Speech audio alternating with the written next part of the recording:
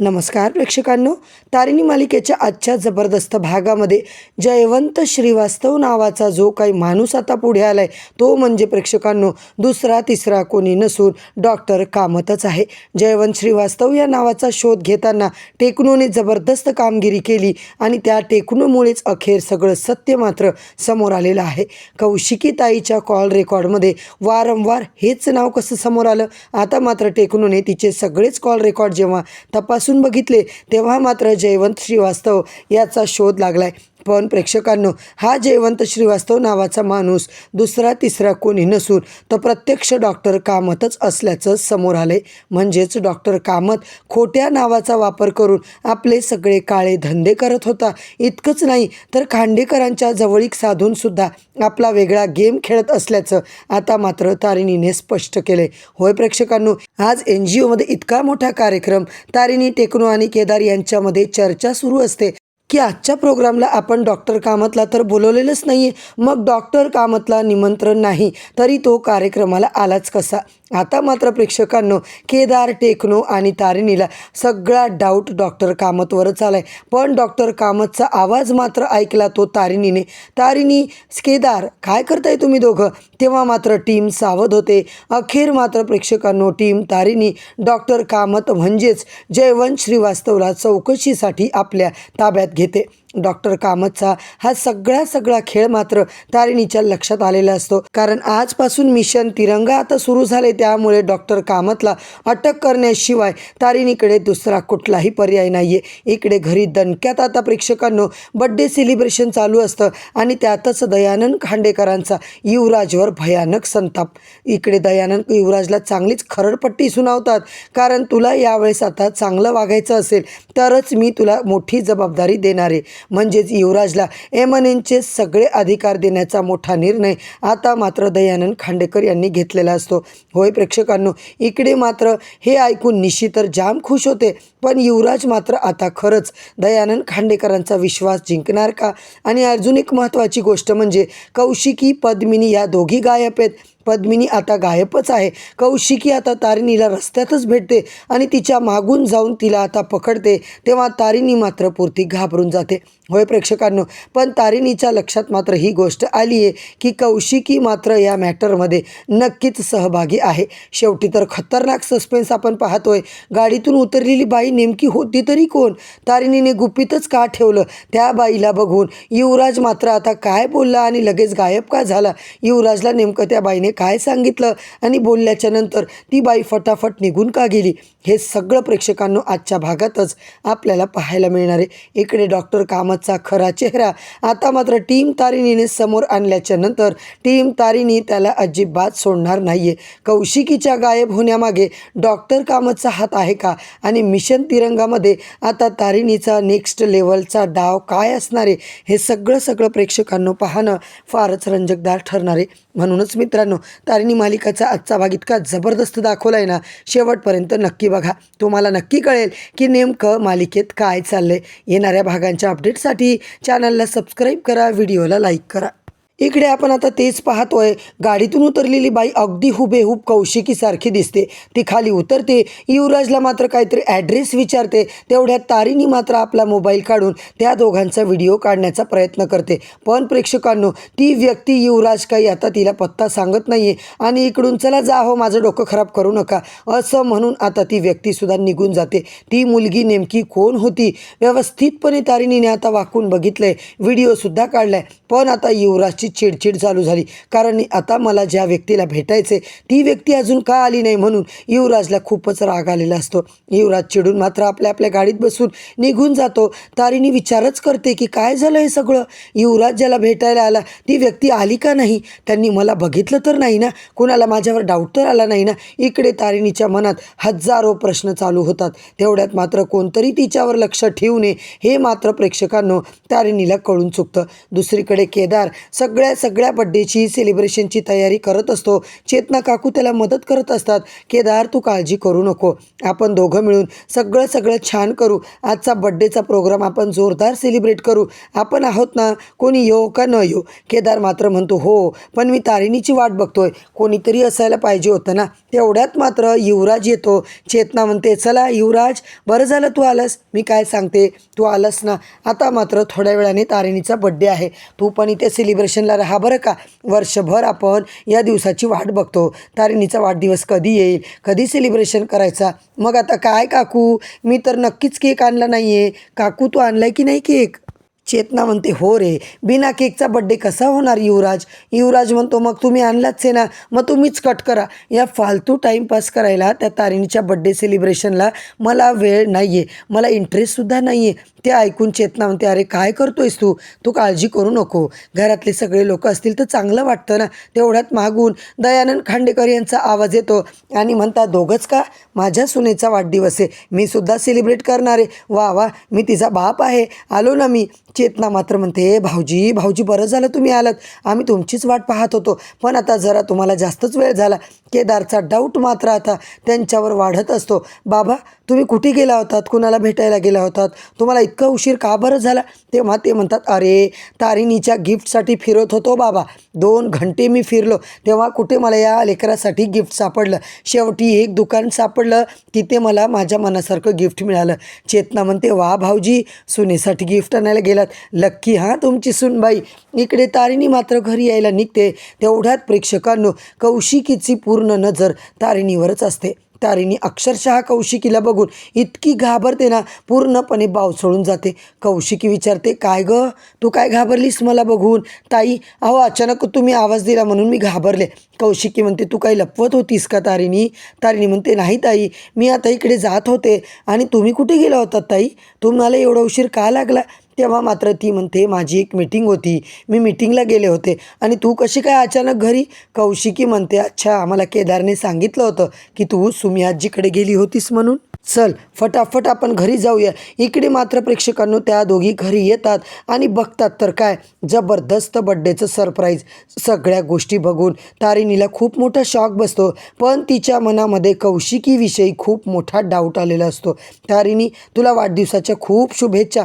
चेतना काकू, बाबा, केदार सगळे तिला विश करतात, पण तारिणीच्या तोंडातून अजिबात शब्द फुटत नाहीये, कारण तारिणी मात्र कौशिकीकडे पूर्ण संशयास्पद नजरेनेच आता बघत असते. इकडे मात्र तारिणीच्या बड्डेसाठी सगळ्यांनी औक्षण वगैरे करायची तयारी केली. दयानंद खांडेकर तिला गिफ्ट देतात. तारिणी म्हणते बाबा प्लीज, मला या गिफ्टची गरज नाही आहे. अगं असं कसं बाळा, तुझा बड्डे आहे की नाही, मग तो असा कसा घालवायचा. तेवढ्यात कौशिकीसुद्धा तिला गिफ्ट देते आणि म्हणते हे बघ, मगाशी मी लपवण्याचा प्रयत्न केला ना, हे तुझ्या बड्डेचं गिफ्ट आहे, माझ्याकडून तुला गोड गिफ्ट आहे. तारिणी तारिणी मात्र तिच्याकडे बघतच राहते. कौशिकी म्हणते तारिणी तुझ्या मनातल्या सगळ्या इच्छा पूर्ण होऊ दे, मला आता तुझ्यासाठी प्रार्थना करायची, लवकरच तुला जे पाहिजे ते सगळं मिळू दे. पण मात्र तिच्या बोलण्याचा टोन प्रेक्षकांनो तारिणीला टोचल्यासारखा वाटतो, तिला खटकतो आणि ती मात्र सगळे म्हणतात आता चला केक कटिंग करूया. केदार तिच्या जवळ येतो. बॉस शांत हो, अजिबात तू काळजी करू नको, कौशिकी ताईवर माझंसुद्धा लक्ष आहे. इकडे मात्र कौशिकी म्हणते चला तारिणीचं औक्षण वगैरे करूया, त्यानंतर बाकीच्या गोष्टी आपण चालू करू. तेवढ्यात प्रेक्षकांनो येतात ते म्हणजे डॉक्टर कामत. आता मात्र तारिणीच्या चेहऱ्यावरचा रंगच उडतो. तारिणीला अजिबात बड्डेमध्ये इंटरेस्ट नाही आहे, कारण इकडे कामत सर्जरीनंतर उशिरा येणार होते आणि लवकर कसे आले. तेव्हा मात्र तारिणीला कळून चुकतं हा डॉक्टर कामत आणि ही कौशिकी आपल्याला उल्लू बनवत आहेत, सगळ्या घरच्यांना खोटं बोलत आहेत. खरे सूत्रधार हे दोघंच आहेत. डॉक्टर कामत आता नाव बदलून सगळे कारस्थानं करतोय. आता मात्र घरी पद्मिनी जेव्हा एंट्री करते प्रेक्षकांनो, तेव्हा मात्र अजून चेतनाला शॉकच बसतो. अरे वहिनी बरोबर टाईमला आलात तुम्ही, बरोबर आता औक्षण करायच्या वेळेला आलात. तेव्हा मात्र आता प्रेक्षकांनो तारिणी विचार करत असते की याच मधला कोणीतरी व्यक्ती आहे जो माझ्या आईचा गुन्हेगार आहे, पण ती व्यक्ती माझ्या समोर का येत नाही आहे. केदार तिचा हात पकडतो. बॉस, केक कापायचा आहे. तारिणी केक कट करते, स्वतः खाते, त्याला भरवते, सगळ्यांना भरवते. युवराजचा संताप मात्र इकडे अनावर झाला. त्या गुलाबच्या बाप्पाने, त्या गुलाबच्या बॉसने मला फोन केला, मला ताटकळत रस्त्यावर उभं केलं. स्वतःला समजतो काय, मी युवराज खांडेकर आहे. मला मात्र त्याला आता बोलायचंच नाही आहे. त्याचा फोन आला तरी मी उचलणार नाही आहे. त्यांनी हे बरोबरच केलेलं नाही आहे. तिकडून मात्र युवराज खूप चिडतो. तेवढ्यात प्रेक्षकांनो त्याला अननोन कॉल परत एकदा आला आहे. आता मात्र युवराज म्हणतो नाही, आता मी कॉल उचलणारच नाही आहे. इकडे मात्र शेवटी कंटाळून डबल कॉल आला आणि तेव्हा मात्र युवराज म्हणतो काय, मला कॉल करायचा नाही आहे. तुमच्यासारख्या खोटारड्या व्यक्तीसोबत मला कुठलाही आता व्यवहार करायचा नाही आहे. यापुढे मला अजिबात कॉल करायचा नाही आहे. समोरचा आवाज येतो, युवराज युवराज, मी समजू शकतो तू रागावलास, पण आपल्या डीलबद्दल मला बोलायचं आहे, खूप महत्त्वाचं बोलायचं आहे. खरं तर मी तुला भेटायला येणार होतो, पण आता तुझ्या बाहेर बाजूला पोलीस होते. तू पोलीस कस्टडीमधून बाहेर आलास ना, तुझ्यावरती कोणी ना कोणी नक्की वॉच ठेवून असेल. स्पेशल क्राईम युनिटने जसा गुलाबचा बंदोबस्त केला ना, तसा तुझाही आता बंदोबस्त केला तर माझंसुद्धा काय होईल, माझाही कार्यक्रम होईल ना बोरा. त्याच्यामुळं मीच आता हे सगळं ठरवलं आहे आणि मी भेटायला आलो नाही. युवराज म्हणतो तुमचं म्हणणं बरोबर असेल, पण मला तुमच्याबरोबर अजिबातच व्यवहार करायचा नाही आहे. त्याच्यामुळे प्लीज तुम्ही मला परत आता कॉल करू नका आणि अजिबात मला तुमच्यासोबत बोलण्यातसुद्धा इंटरेस्ट नाही आहे. ती व्यक्ती मात्र युवराज युवराज, मी काय म्हणतोय तू ऐकून घे. मी तुला रिक्वेस्ट वगैरे काहीच करणार नाही आहे, पण तुला आता उद्या मला भेटायचं आहे आणि तू फालतूचे नखरे ना माझ्यासमोर केलेले मला आवडणार नाही आहे. तुला एक मिनिटाचा पैसा मिळणार आहे. युवराज मात्र म्हणतो अहो, पैशाची लालूच कोणाला दाखवत आहे. तुमच्यासाठी मी काम करायला तयार आहे, पण तुम्ही रोज वेगळे फोन, वेगळे कॉल, वेगळे आवाज काय करताय तुमचं, तुम्हाला कळतं आहे का. तेव्हा तो म्हणतो जाऊ दे, हा माणूस मात्र आता मला भेटत नाही आहे. उद्या जर तुम्ही मला भेटला नाही तर मी मात्र तुमचं कामच करणार नाही. दुसरीकडे प्रेक्षकांनो तारिणी वैतागून गेलेली असते. केदार सगळ्यांच्या समोर आता मात्र तिला समजावतो, बॉस प्लीज तू आता पॅनिक होऊ नको. इकडे बाबा अराऊंड आता 2 ते 3 तास दूर बाहेर होते. ते कुठेतरी दूर गेले होते, कुठल्या गिफ्ट शॉपमध्ये होते. हे सुद्धा कौशिकीताईसुद्धा आता एका पार्कमध्ये होती. तीसुद्धा त्याच्यापासून 3 किलोमीटर दूर होती. पद्मिनी काकू भलतीचकडे होती. सगळ्यांचे लोकेशन आपण ट्रॅक केलेत, सगळ्यांचे आता कॉल ट्रॅक केले. सगळे 3-3 किलोमीटर दूर होते. फक्त डॉक्टर कामत मात्र तिथे होते. डॉक्टर कामत हॉस्पिटलमध्ये सर्जरीचं कारण सांगून ते मात्र सगळ्यात दूर 8 किलोमीटर दूर होते. तारिणी म्हणते दूर होते, पण त्यांच्या एरियामध्येच होते. या चौघामध्ये कोणीतरी एक नक्की सामील आहे. मला माहिती आहे केदार, आपली आता आयडेंटिटी खरी रिव्हील केल्याशिवाय आपल्याला हे काहीच कळणार नाही आहे. इकडे मात्र युवराजच्या हातात काहीच नाही रे. युवराजवरती डाऊट घेऊन काहीच फायदा नाही आहे.